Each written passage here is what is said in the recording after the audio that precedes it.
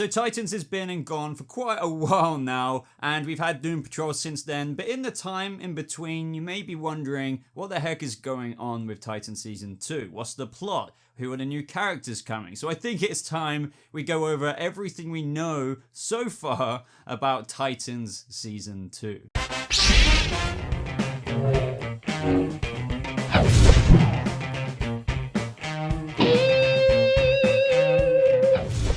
How's it going, Titans? Welcome to a brand new Titans Season 2 video. So as I just mentioned in the intro, of course this is going over everything we know so far about Titans Season 2. Like going kind of in depth about all the new characters coming, all of the returning characters, going over how these characters tie in with the plot in terms of Deathstroke. We've got Iain Glenn coming as Batman / Bruce Wayne. There's so many things. Of course I'll go over a little bit of speculation, but I kind of want to keep a lot of this video in terms of what we actually do know. But of course, guys, you know, with what we do know, there is a lot to think about and a lot to talk about. So mixed in with a bit of my theory crafting, I would love to hear what you guys think. So other than that, everyone, if you go on to enjoy this video and you want to see more Titans content just like this, go ahead and leave a like on it. I'd really appreciate that. And of course, subscribe for more Titans content. But let's get straight into this. So the best place to start off before getting into what new characters are coming is what we know of the plot next season, since as most of you know, or may not know to be honest, is that the show scrapped their original finale in season 1 and in their words self-cannibalized it for the season 2 opener, which is why a lot of fans felt as though that finale we got in season 1 didn't really kind of feel like much of one, if you know what I mean.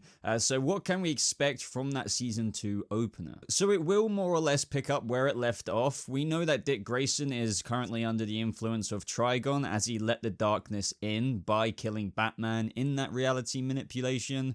But believe it or not, don't expect Trigon as a main villain. It seems as though he might actually be swept under the rug for another day or, you know, another season. But this will make more sense when I get onto all the characters that are coming this season. If you're starting to think like, what the hell, man? What about Trigon? What are they doing with him? Now, of course, what I'm about to say might not be exactly how it goes down, but in season 1, we did have teasers that Raven needs to go through the 300 days of training to become the badass that we potentially see in this photo in order to defeat Trigon. So what you're seeing here is some footage of the original intended finale of Titans Season 1. So you can clearly see that she's wearing the chakra gem, and also it looks a lot more comic book accurate as well. I mean, she totally looks like Raven there, which was shot for the stuff we never got to see. And you can also note that Starfire is in some form of warrior attire as well. Now, with this being in Season 2, since this was shot, I would expect that some reshoots took place, so things might not go down exactly as the way it appears here.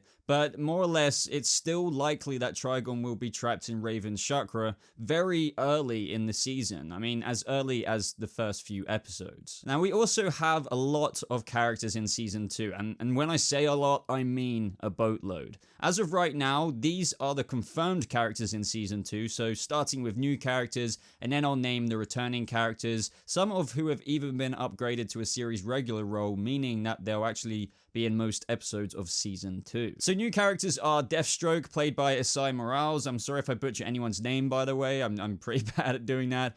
He's officially described as you would expect for Slade Wilson in that, you know, while serving his country, Slade became an elite soldier before government testing enhanced his physiology to near superhuman levels, putting him on a path of darkness and revenge. To his family, Slade is a father and a husband, but to the rest of the world, he is feared by many as the infamous Deathstroke, selling his services to the highest bidder as the ruthless assassin that never gives up and never misses. Now, we recently actually just got a first look at his Slade Wilson appearance too, with this behind the scenes clip or image that you're seeing on screen, and it looks like Esai is looking the part. He really does. Now, Deathstroke isn't the only badass on his way, because so are his children. You may have heard this already. We've got Jericho, played by Chella Man, who is officially described as mute after his father failed to rescue him from having his vocal cords severed by assassins. Jericho has the unique ability to possess anyone by just making eye contact. And then, of course, we have Ravager, aka Rose Wilson, played by, I believe, Disney star Chelsea T. Zhang. Now, Ravager's official description is described as forced to undergo the same procedure that granted her father nearly superhuman abilities. Ever resentful, she seeks out the Titans not only for their protection, but to get back at her father. Knowing how dangerous it is to be the offspring of their deadliest foe, the Titans take her in, but that doesn't necessarily mean they trust her. Now, I will get into a bit of plot theory crafting with stuff like this and what we're learning from these official character descriptions in a minute, but let's talk about a couple of other characters. Next up in terms of brand new characters, well, kind of technically new if you ignore the 2 seconds we got at the end of season 1, is of course, you guessed it, Superboy, played by Joshua Orpin. Now, this official character description makes him sound very typical for the character that you're probably already familiar with, and that is as follows: an angsty teenager of steel, searching for purpose and the truth about his past. Now, while looking for answers, he crashes into the world of the Titans, where he finds an unlikely home and surrogate family, as well as revelations that carry more complications than he ever bargained for. So now just a little bit of a gap with a little bit of speculation. People are wondering about how Deathstroke will fit into all of this, and I think it could go one of a couple of ways. Now, I'm not saying this is, correct and factual, but we know that Ravager goes to the Titans for their protection. And naturally, even though the Titans will not trust her at first, I can definitely imagine Dick Grayson will not want to hand her over to her father in order to protect her. I mean, that's totally Dick Grayson's character. He wouldn't just be like, yeah, sure, have her back, just screw you. And so, of course, Deathstroke could be after his daughter, but then you can also mix in Cadmus Labs, or maybe even Lex Luthor, since losing their experimental Superboy, and Deathstroke, as we all know, sells his services to the highest bidder, he may very well be hunting down Superboy, who, as officially stated at some point in season 2, has found an unlikely home and surrogate family with the Titans, who will also probably refuse to just hand him over. So, we could even see Ravager, in terms of her character description, go to the Titans with Deathstroke and Jericho, seemingly, after Superboy, but after meeting them, she could then decide to, defect from her father, if you will, and goes out to seek them after initially seeing them in their first battle. But, let me know your ideas down in the comments below, strictly in relation to Deathstroke here. I would love to hear your thoughts. And lastly, guys, we have Iain Glenn, who you probably most know from Game of Thrones, playing Ser Jorah Mormont, or Khaleesi. Sorry for my terrible impression, but who is indeed playing Bruce Wayne. Now, the Titans version of Bruce Wayne, or Batman, is officially described as, after decades of fighting crime as Batman, billionaire Bruce Wayne is just as driven to protect Gotham from evil as he was in his prime.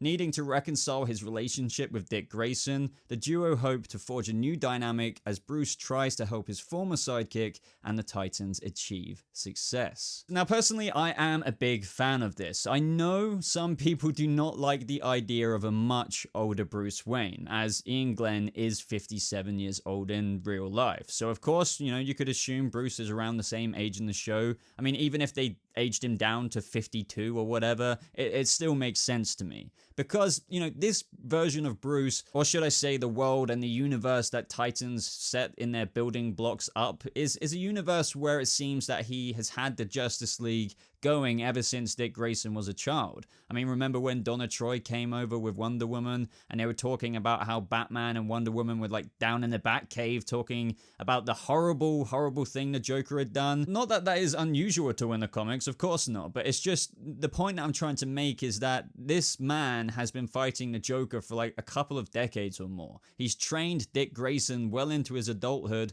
and has already moved on to Jason Todd. This Batman has been around for a while, and chronologically, it adds up in my mind that Bruce has been doing this from his early 20s or whatever and has achieved a lot. So, with regards to Batman himself, I just want to say to you guys, I wouldn't rely on it. Just to caution the whole expectations being the mother of all disappointment kind of jam, But then again, DC Universe streaming service can do so much with their DC, DC stuff compared to the CW, so you never know. But this is Batman after all. We only saw a shadowy Batman in season 1, and that was, reality kind of manipulation-y kind of stuff. So I wouldn't be surprised though if we saw the Batcave with the suit added into it, or even at a stretch Iain Glenn in the suit, in the flashback with Dick Grayson, because I'm sure with Iain Glenn being Bruce Wayne in it, quite a lot in season 2, we're going to get some kind of, mini Dick Grayson and Iain Glenn. But, we could see him in the suit, but without the cowl on at the back computer or just something like that. But as I said, just at the bottom line, caution, you're overhyped for this. Now, of course, I had to include this in the video. I'm sure a lot of you are wondering about that Nightwing suit. We are definitely getting that suit this season. I'm hoping by the time Deathstroke is made the apparent antagonist of the season, perhaps after Bruce Wayne has reconciled with Dick Grayson, he gifts him with like a box, like the suit boxes we saw Jason and Dick going down in that elevator in with their Robin suits in, and then lo and behold, there's a brand new suit. And this could be Bruce's way of, acknowledging that his Robin has flown the nest. But who knows exactly how this will go down, but we are getting it. Don't worry about that. But guys, we also have some returning characters, of course, such as the fan favorite Hawk and Dove, like totally, I freaking love those two. Donna Troy, I freaking love her. But we also are getting Jason Todd back, but as a series regular, which usually means he will be in most of the episodes. Now, I think that this is most likely due to that we know Bruce wants to reconcile with Dick Grayson. There was some behind the scenes footage. You may have already seen this of Bruce and Dick walking down one of the halls of Wayne Manor. So I think it is more or less that with dealing with Deathstroke, he might send Jason to help Dick Grayson and the Titans with Deathstroke, but Bruce could also just be too busy with Justice League related stuff, just in case you're wondering about the comic book logic as to why Batman wouldn't help out with Deathstroke himself, because, Deathstroke is flipping dangerous. But he might also just be sending Jason to his former Robin, which would only do Jason some good. Because as we know, Jason is way too violent in the show. I mean, remember how he was beating on those cops, arguably like breaking one of their backs and stuff. And that comment from Dick Grayson about how if, Bruce knew about it and Jason was like, screw like, what Bruce doesn't know won't hurt him or something like that. I wouldn't be surprised if Dick, rats out Jason and Bruce sends Jason to help, but also to help himself. Now, I don't want to talk too much about rumors or anything in this video, but there are rumors of Aqualad being played by Drew Van Acker. But as I said, that's almost everything I have to say about that and what is out there. So apparently, Drew Van Acker is involved with Titan Season 2, and that is the word on that. But don't get your hopes up, or or I would love to hear your thoughts about the potential appearance of Aqualad, but that's all there is on it. And there's not much on it, so let's just leave that there for now. So that's mainly it as far as the cast that we know about, mixed in with a bit of plot speculation and from what we knew before, with just myself trying to see how the puzzle pieces land. Now, I understand that people are kind of concerned about too many characters in Titan Season 2. Now, I was concerned about this to begin with too, but upon a lot more thinking, I can kind of see how this all fits in at a fine pace with the story unfolding roughly how I've mentioned. Just to disclaim again, I'm not pretending to know exactly how things go down, of course, just more that from what we know, you can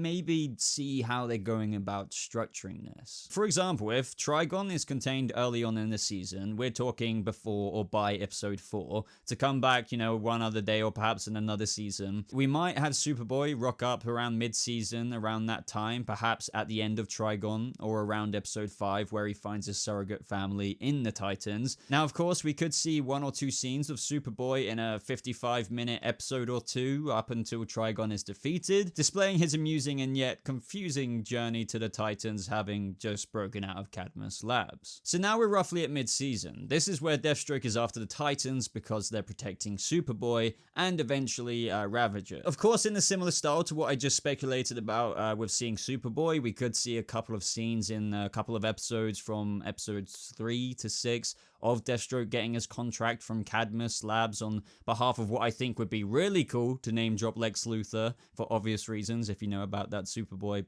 storyline. And after the conclusion to Trigon ends, the Deathstroke scenes would be fully in swing with him after the Titans, and that's when the season antagonist, more or less, gets revealed to be him. Now, at the same time too, we could also see Deathstroke flashbacks with his family, displaying Jericho and Ravager's origin early on in the season 2, but I still think Deathstroke will mainly feature from episode 4 or 5 onwards, like in full swing mode. Ultimately, there are many moving parts here, so in this speculation, of course, we're not taking into account what all the characters are doing, like what are Hawk and Dove up to, Donna Troy. I mean, I doubt the Titans are walking around as a big group of potential officially around 10 people, but it is interesting to think about the roles here, considering some have been upped to series regulars such as Jason Todd, and I believe even like Donna Troy, etc. But ultimately, everyone, there's just so much to talk about, so much to think about with regards to Titans Season 2, so I would just love to hear all of your thoughts